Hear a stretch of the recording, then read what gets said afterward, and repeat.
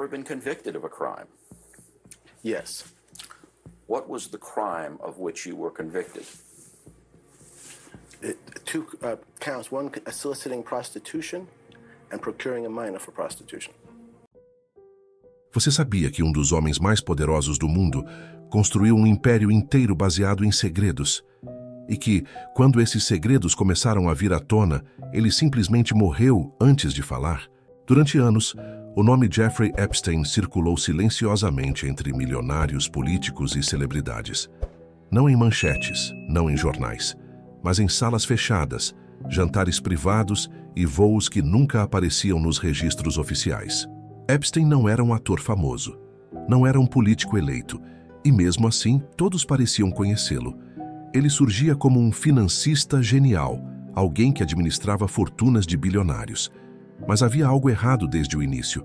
Ninguém conseguia explicar exatamente de onde vinha seu dinheiro. Sem informação clara, sem clientes públicos, sem histórico transparente. Ainda assim, ele comprou mansões em Nova York, Paris, Novo México e uma ilha particular no Caribe, uma ilha isolada, distante, onde aviões particulares pousavam com frequência e saíam em silêncio. Alguns a chamavam de paraíso, outros de Ilha da Vergonha. Durante muito tempo, boatos surgiram e desapareceram. Jovens demais, silêncios comprados, acordos judiciais estranhamente brandos. Até que em 2008, Epstein foi acusado de crimes sexuais envolvendo menores. E mesmo assim, saiu praticamente ileso. Enquanto qualquer pessoa comum teria a vida destruída, Epstein voltou à sua rotina de luxo, como se nada tivesse acontecido, como se estivesse protegido por algo, ou por alguém, muito maior. Mas todo castelo de segredos tem rachaduras, e anos depois, uma delas finalmente cedeu. Sem saber, Jeffrey Epstein estava prestes a assinar sua própria sentença de morte. A ilha de Epstein não era apenas um refúgio de luxo. Ela tinha regras próprias e silêncio absoluto. Localizada nas Ilhas Virgens, o local era acessível apenas por aviões privados e helicópteros. Não havia hotéis por perto. Não havia curiosos. Quem chegava ali já fazia parte de um círculo muito específico. Esses voos ficaram conhecidos mais tarde como o avião Lolita Express. Registros de viagem mostrariam nomes poderosos embarcando e desembarcando, muitas vezes sem seguranças, sem acompanhantes oficiais e sem explicações. Enquanto isso, longe das câmeras, jovens começaram a contar histórias estranhamente parecidas. Elas falavam de convites inofensivos, sessões de massagem, promessas de dinheiro fácil. Depois o ambiente mudava. Portas se fechavam, celulares eram recolhidos, e o que parecia luxo se transformava em controle. Algumas relataram que Epstein observava. Outras disseram que ele participava. Mas o ponto mais perturbador era outro. Havia sempre mais pessoas envolvidas. Homens importantes, rostos conhecidos, gente que jamais deveria estar ali. Quando as primeiras denúncias surgiram, elas não causaram escândalo. Foram abafadas, arquivadas, desacreditadas. Em 2008, Epstein fechou um acordo judicial que chocou o país. Ele se declarou culpado por crimes menores e cumpriu uma pena quase simbólica. Dormia em casa, trabalhava fora, voltava à noite. Para as vítimas foi como se a justiça tivesse fechado os olhos. Mas o tempo tem um hábito cruel. Ele faz os segredos apodrecerem.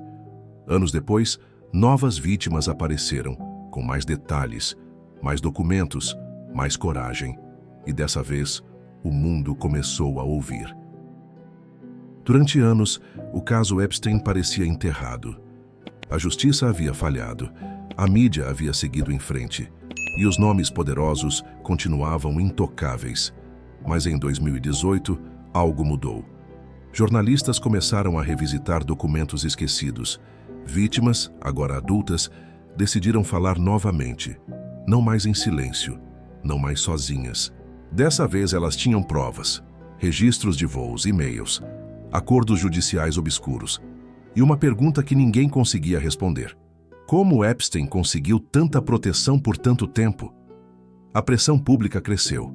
E em julho de 2019, Jeffrey Epstein foi preso novamente, agora por tráfico sexual de menores. Diferente da primeira vez, não havia acordo fácil. Não havia portas abertas.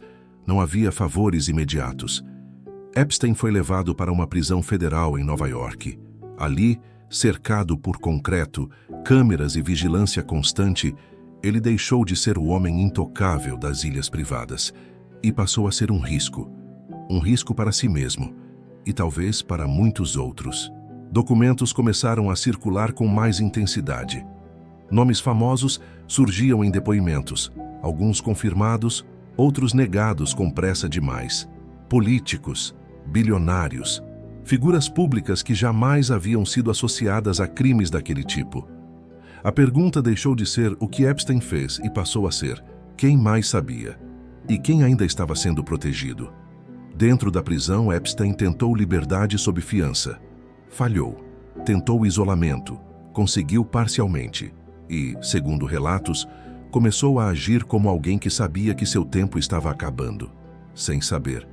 A cela onde ele dormia estava prestes a se tornar o centro de uma das mortes mais controversas da história moderna.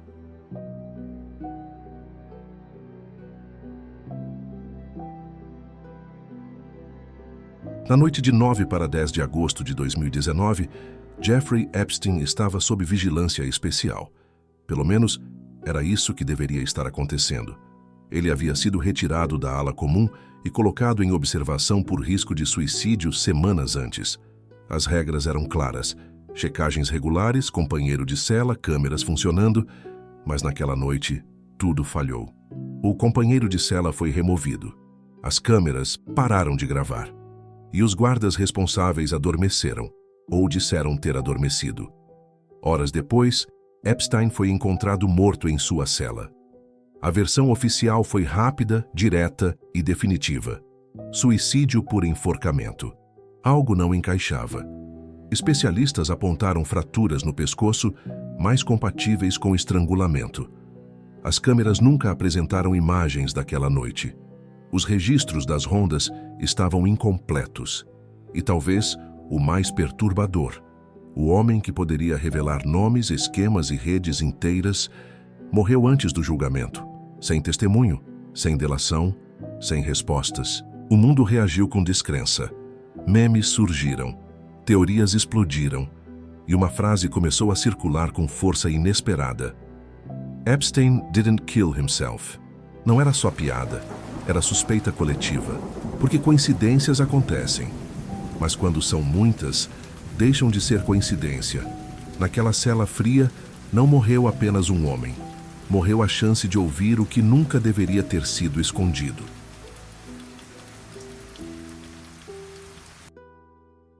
Após a morte de Jeffrey Epstein, o mundo esperava respostas. Listas, nomes, arquivos. Mas o que veio foi silêncio. Documentos foram selados. Processos se arrastaram. Testemunhas desapareceram do noticiário. Ghislaine Maxwell, a mulher apontada como o braço direito de Epstein, foi julgada e condenada. Mas durante todo o processo, uma pergunta permaneceu intocada. Onde estão os outros nomes? Porque Epstein não operava sozinho. Isso nunca foi segredo. Os registros de voo continuaram incompletos. As câmeras da prisão nunca voltaram a funcionar. E os clientes poderosos nunca sentaram no banco dos réus. Oficialmente, o caso foi encerrado. Na prática, ele continua aberto, na mente de milhões de pessoas. Hoje, o nome Epstein virou símbolo, não apenas de um homem, mas de um sistema onde poder compra silêncio e a verdade morre antes de ser ouvida. Talvez nunca saibamos exatamente o que aconteceu naquela cela. Talvez os arquivos reais nunca vejam a luz do dia. Mas uma coisa é certa: quando um homem que sabia demais morre sob vigilância máxima, e ninguém é responsabilizado, o medo deixa de ser teoria. Ele se torna realidade. E enquanto existirem perguntas sem resposta, o caso Epstein continuará assombrando o mundo, como um lembrete de que alguns monstros não vivem nas sombras. Eles vivem no topo,